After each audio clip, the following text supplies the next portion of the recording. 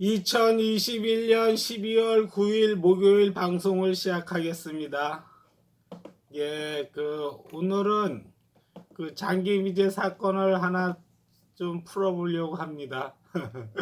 예, 어, 시작하겠습니다. 2009년 제주도에서 보육교사가 살해되는 사건이 발생했습니다. 이 사건이 좀 유명하더라고요. 유튜브 동영상을 봤더니만 많이 다루고 있더라고요. 그리고 각종 미디어 SBS KBS 연합뉴스 김현정의 뉴스쇼 다 다루고 있더라고요. 나는 이 사건을 몰랐거든요. 그 당시. 근데 유튜브를 보면서 이런 사건이 있었구나 하는 거를 접하게 됐습니다. 2009년 제주도에서 보육교사가 살해되는 사건이 발생했습니다. 그해 1월 31일 제주시에서 유치원 보육교사로 일하던 A씨는 오후 7시경 친구들과 함께 술자리를 가졌고 그 술자리는 밤을 넘겨 2월 1일 새벽까지 이어졌습니다. 친구들과의 모임이 끝나고 나서 남자친구의 집에 들렀다가 금방 헤어졌고 바로 택시를 타고 집으로 향한 것으로 보이는데 결국 시신으로 발견이 된 것이죠. 그런데 이 사건은 지목된 용의자에 대한 넘쳐나는 정황 증거와 간접 증거는 있는 반면 직접 증거가 없고 목격자도 없었습니다. 그래서 치열한 법정 싸움이 예상되는 그런 사건이었죠. 일반적으로 검사는 범행을 부인하는 피의자와 그의 변호사와 싸워야 하고 또 합리적인 의심으로 지켜보는 판사와 싸워야 합니다. 우리 이런 경쟁을 무슨 형 경쟁이라 그러죠? 격돌형 경쟁이라 그러죠. 격돌형 경쟁. 축구나 야구, 그렇죠? 축구, 야구 이런 다 격돌형 경쟁이죠. 여러분들이 좋아하는 스타크래프트도 격돌형 경쟁이죠. 누구야? 홍진우하고 임요한이 서로 격돌하잖아요. 그런데 이 사건은 직접 증거가 없다 보니 유죄를 입증하려는 검사와 합리적인 의심을 내세우며 반론을 제기하는 판사와의 싸움이 특히 볼만한 사건이었습니다. 검사 입장에서 판사가 제기하는 합리적 의심이라는 허들을 넘지 못하면 패소하는 경기인 거죠. 그렇죠? 직접 증거가 없으므로 피고인의 죄를 밝힘에 있어 검찰 측은 검사가 제출한 간접 증거들을 종합할 때 이런 부분들을 증명해야 합니다.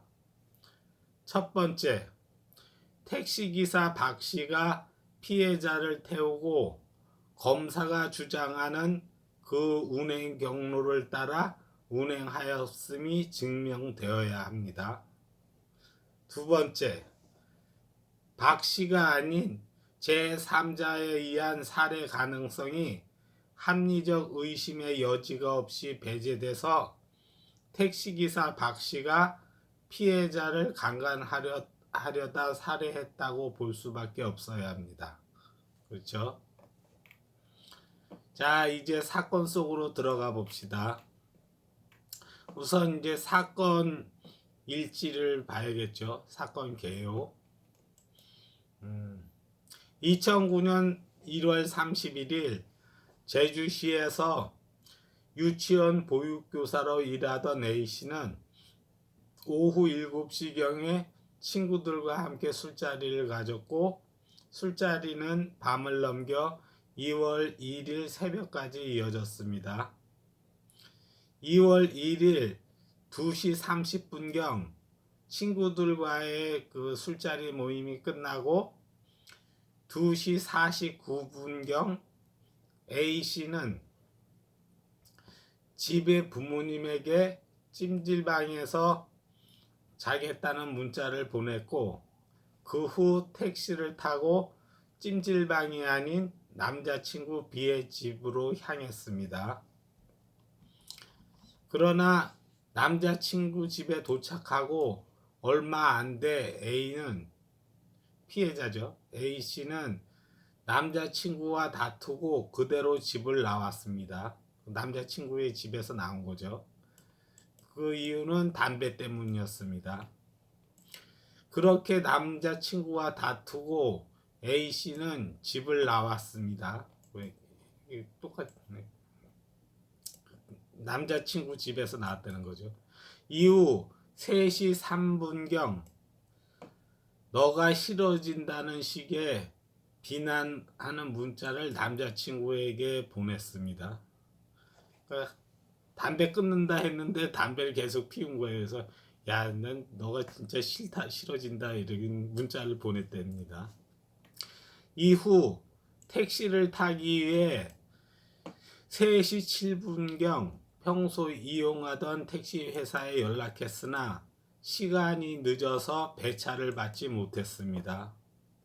그리고 이후 3시 8분경 114에 통화를 걸었다가 1초 만에 통화를 종료했습니다. 이게 확인된 A의 마지막 행적이었습니다.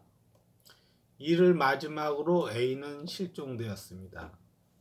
피해자 A씨가 그게 실종됐죠. 3시 7분경 그 택시 회사 그거 뭐라 그러죠? 저런 거 콜 운전하는 거 있죠. 콜 택시를 부르려고 연락했는데 배차를 못 받고 그거 끝나고 1분 있다가 114에 통화를 걸었다가 1초 만에 통화를 종료했답니다. 이게 뭐예요? 딱 이제 다른 콜 운전 회사 전화번호 알려고 114에 문의하려고 걸었다가 택시가 오니까 걸 필요 없잖아요. 그래서 딱 하고 탄 거죠. 그렇죠? A는 출근도 하지 않았고 집에 안 오니까 걱정하던 가족들은 2월 2일 오전에 실종 신고를 했습니다. 그렇죠? 1월 31일 저녁에 친구들과 술자리 했고 남자친구 집에 갔다가 다투고 금방 나왔다가 콜 운전 그 전화 걸었는데 배차 못 받았고 114 걸려다가 114에 다른 콜 운전 그 전화번호 알려고 걸다가 1초 만에 통화를 종료했죠. 차가 다른 택시 눈에 보이니까. 그렇죠? 그랬는데 그게 이제 그 A씨의 마지막 행적이었는데 뭐 그 다음날 당연히 출근을 안 했죠. 그렇죠? 실종됐으니까. 근데 2월 1일 날 실종된 거예요. 2월 1일 새벽에 실종됐는데 다음 날 2월 2일 가족들이 그 신고를 한 거죠. 경찰은 휴대전화 추적을 통해 A씨의 휴대전화가 2월 1일 새벽 4시 4분경에 휴대전화가 꺼진 것을 확인했고 범죄 사건으로 보고 본격적인 수사에 나섰습니다. 그리고 실종 5일 후인 2월 6일 한 주민이 A씨의 물건이 든 채 버려진 A씨의 가방을 발견했습니다. 가방에는 휴대전화, 지갑, 신분증 등의 물건이 들어 있었습니다. 이때 가방과 그 안의 물건은 젖어 있는 상태였습니다. 젖어 있는 원인이 비 때문으로 보이는데 당시 2월 2일에서 2월 3일경에 비가 왔고 그 이후로 가방이 발견된 2월 6일까지는 비가 오지 않았습니다. 2월 2일에서 3일경엔 비가 왔고 그 다음은 이제 발견된 2월 6일까지는 비가 안 온 거죠. 그럼 왜 젖어 있었을까요? 뭐 2월 2일, 3일경에 비가 내렸으니까 젖었겠죠. 그렇죠? 그렇다면 우리는 여기서 뭘 알 수 있어요? 2월 1일 날 실종됐고 2월 1일 새벽에 실종됐고 뭐 어떻게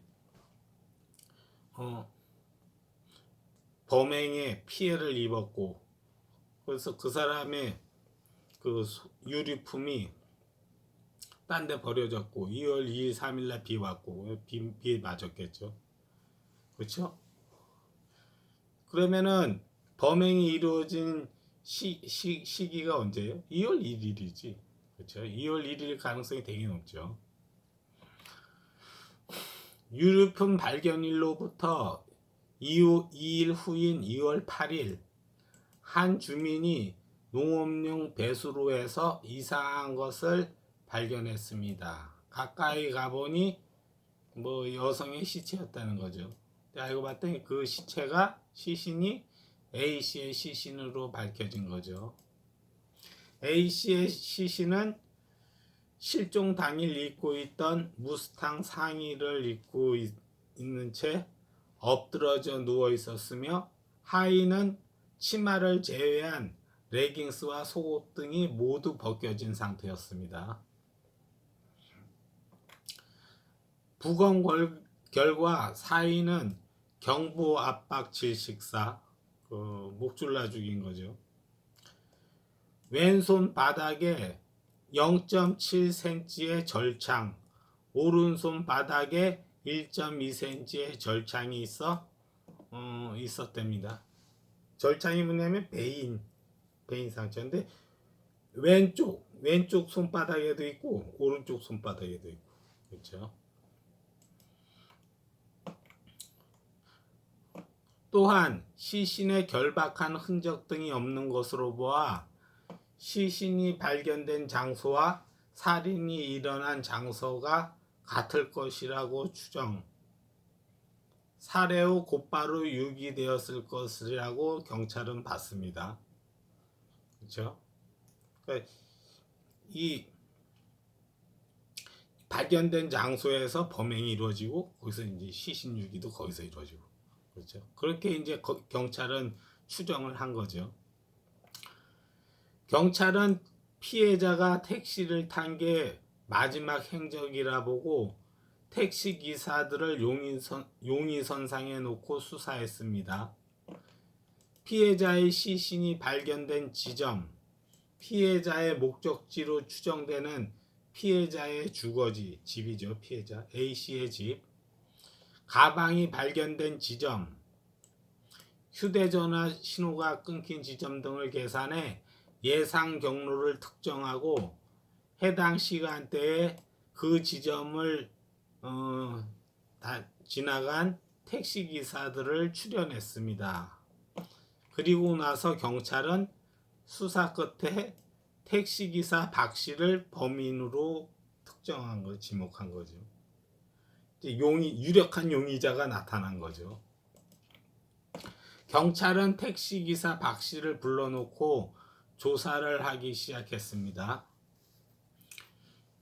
박씨는 조사 때 택시기사 박씨, 유력한 용의자. 택시기사 박씨는 조사 때 당일 행적에 대한 진술을 일관되게 하지 못했으며 거짓말 탐지기 조사에서 거짓 반응 결과로 나왔습니다. 그렇죠? 당일 행적에 대해서 이랬다 저랬다 하는 거야. 그렇죠? 수상하죠. 사건 당일 피해자를 택시에 태웠는가라는 질문에 박 씨는 아니오라고 답했고 거짓말 탐지기에서 거짓 반응이라는 결과가 나왔습니다. 그렇죠? 또 피해자를 살해했는가라는 질문에 박 씨는 아니오라고 답했고 이 또한 거짓 반응이라는 결과가 나왔습니다. 그렇죠? 자, 이렇게 됐는데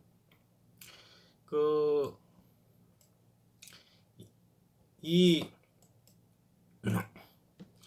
박 씨에 대해서 검찰은 이제 기소를 했죠. 예, 기소를 했습니다. 기소한 이유가 검찰 주장을 한번 들어볼까요? 예. 1.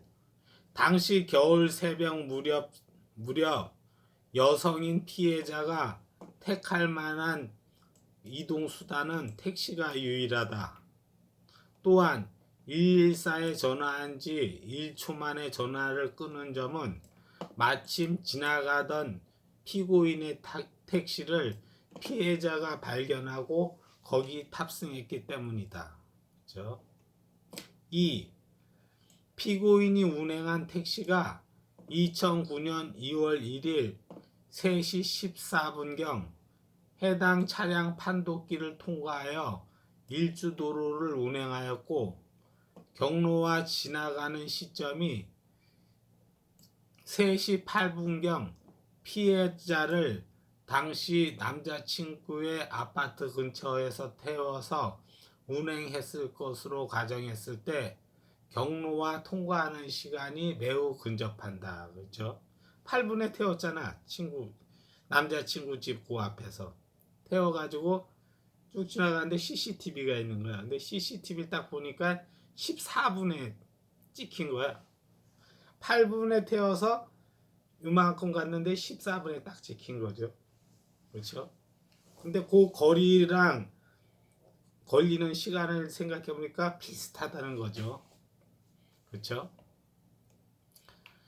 해당 용의 차량은 노란색 캡 등이 부착된 흰색 NF 소나타로 보이는데 당시 제주도 내에 노란색 캡 등이 부착된 흰색 NF 소나타 택시는 전체 5,833대 중 18대에 불과됩니다. 제주도에 있는 그 택시 숫자가 총 5,833대인데 그 흰색, 노란색 캡 등이 부착되어 있고 흰색 NF 소나타 택시는 18대밖에 없다는 거죠. 피고인의 택시 역시 노란색 캡 등이 부착된 흰색 NF 소나타이다. 그렇죠? 용의자 박씨 택시가 그렇다는 거죠. 3. 사건 당일 피고인이 운행했다고 주장하는 경로의 CCTV는 피고인의 택시가 잡히지 않았다. 그 용의자 있죠, 박씨. 박씨가 이제 그 기소됐으니까 피고인이죠. 피고인 박씨의 택시는 그날 어디 갔었어? 뭐 했어? 그러니까 저는 뭐 이쪽 길을 달렸는데 근데 그쪽 길에 CCTV에 안 나왔다는 거죠. 그럼 이제 알리바이가 성립하지 않는 거죠. 그렇죠? 저는 딴 길로 달렸는데요. 이랬는데 딴 길로 달린 CCTV를 확인해 보니까 안 찍혀 있어. 네 택시가 안 찍혀 있어. 그렇죠? 4. 피고인은 평소 동거녀가 단란주점에 출퇴근하는 것을 택시로 데려다 주었는데 사건 당일에는 동거녀를 귀가시켜 주지 않았다. 뭐 이건 중요한 내용 아니죠. 5. 피고인은 조사를 받기 위해 경찰에 출석할 당시 2009년 1월 30일과 2009년 2월 1일에 해당하는 휴대전화 통화 내역이 모두 삭제된 상태였다. 또한 이 과정에서 지인에게 자신의 모텔방을 치워달라는 부탁을 했다. 자기 모텔방이 있는데 모텔방 좀 치워달라. 치워달라는 게 뭐 자기가 입고 있던 옷 좀 빨아달라 뭐 그런 거 같아요. 근데 그 모텔방 치워달라는 부탁을 했대요. 6. 피해자의 신체 가방에서 사건 당시 피고인이 입던 의류에서 검출된 진청색 면섬유와 유사한 미세 섬유가 발견되었다. 예, 그렇죠. 또한 과학 수사 결과 피해자의 어깨 부분과 피부에서 작은 실오라기 몇 점이 발견되었고, 이에 대해 증폭 검사한 결과 당시 피고인 박 씨가 입은 옷과 같은 종류라는 것을 알아냈다. 그리고 택시 내부에 피해자가 입고 있던 상하이에서 검출된 섬유와 유사한 섬유, 무스탕의 털과 유사한 동물 털이 발견되었다. 그렇죠? 여기서 이제 그 실오라기라든가 이런 건 다 미세 섬유야. 작은 거. 실오라기는 이렇게 있는데 실오라기보다도 더 작은 아주 작은 미세 섬유가 발견됐답니다. 그렇죠? 볼까요? 여기 이렇게 있는데 이렇게 있죠. 이렇게 있는데 이 피해자의 신체 가방에서 피고인이 입고 있던 의류에서 나온 그 진청색 면섬유와 유사한 미세 섬유가 여기서 발견된 거죠. 피해자야. 그렇죠? 여긴 택시기사 박씨야. 지금 기소됐죠. 용의자죠. 피고인이죠. 피해자, 피고인. 그렇죠? 박씨죠, 박씨. 이 박씨의 난방에 있던 면섬유가 이 여자 몸에서 나온 거야. 이 여자 몸과 가방에서 나온 거죠. 그렇죠? 그리고 피고인이 입던 옷에서 미세 섬유가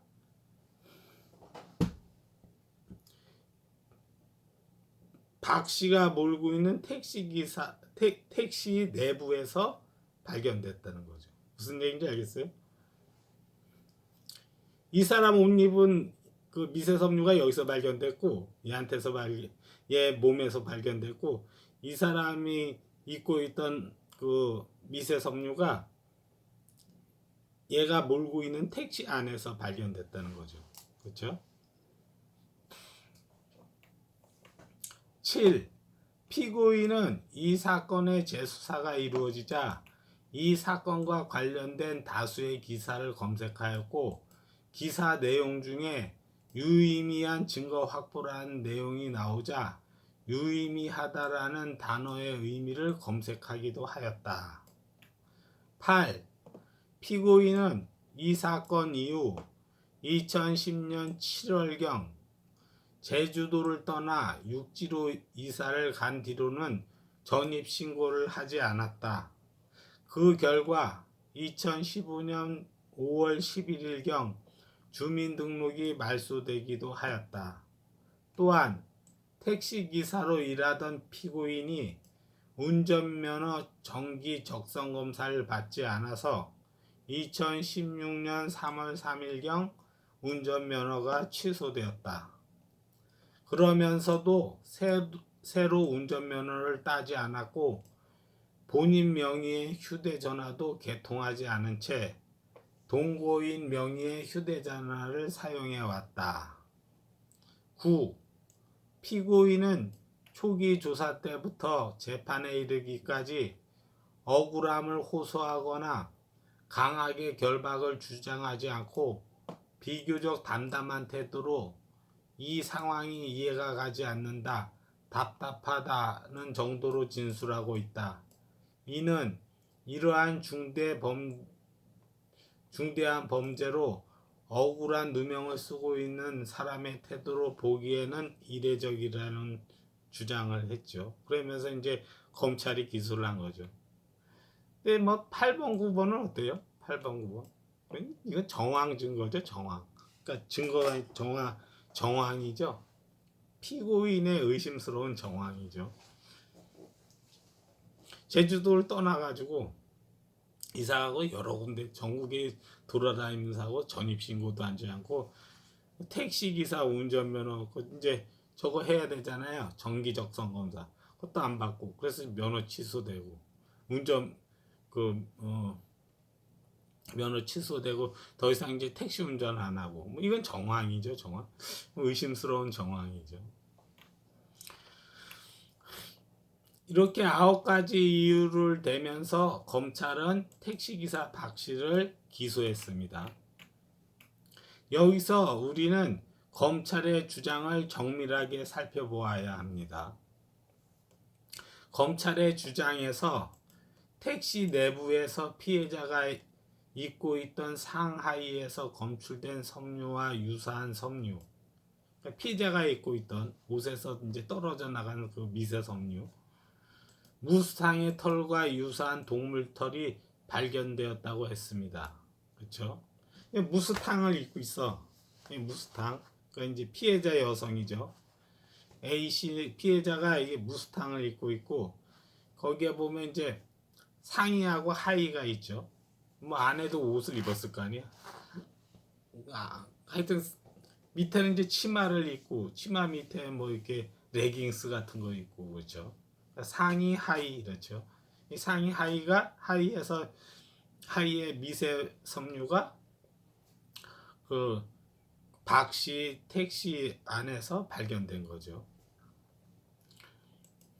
근데 여기에서 무스탕 동물 털은 뒷좌석에서는 발견되지 않았고 트렁크에서 발견된다. 이 무스탕의 이 털이 있죠. 이 동물털. 이 동물털이 뒷좌석에는 발견되지 않고 트렁크에서 발견된다. 그리고 피고인의 미세 섬유가 피고인이 누구예요? 박씨. 택시기사 박씨의 미세 섬유가 피해자의 신체와 소지품에서 검출되었고 가방 검출되었고 피해자의 미세 섬유는 이 사람의 미세 섬유는 택시에서 검출된 거죠. 택시에서 검출된. 이렇게 보면 이제 택시에서 검출된 거예요. 택시.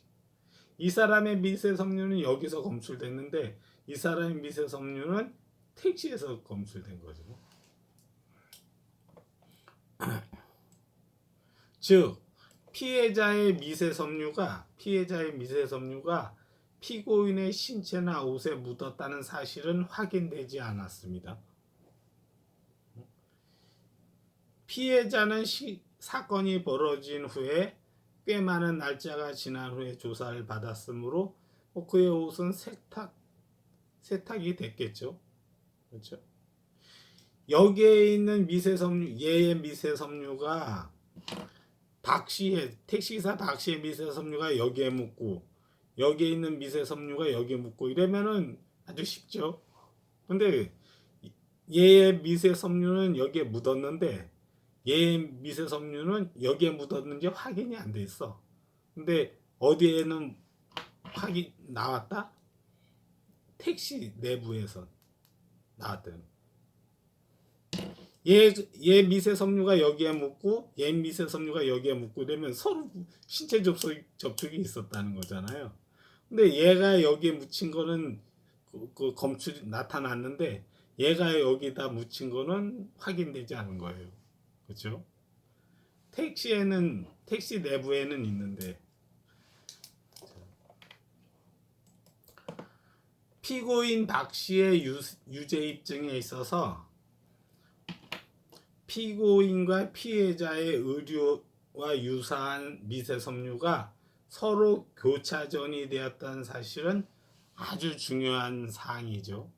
그렇죠? 아주 중요한 거죠. 그렇죠? 그러니까 요거를 우리는 어떻게 해서든 알아내면 좋겠죠. 검사 입장에서는 어때요? 얘께 이쪽에 묻고 얘께 이쪽에 묻는 것만 알아내면은 그것만 밝혀내면은 되는데 이건 아직 확인이 안 된 거예요.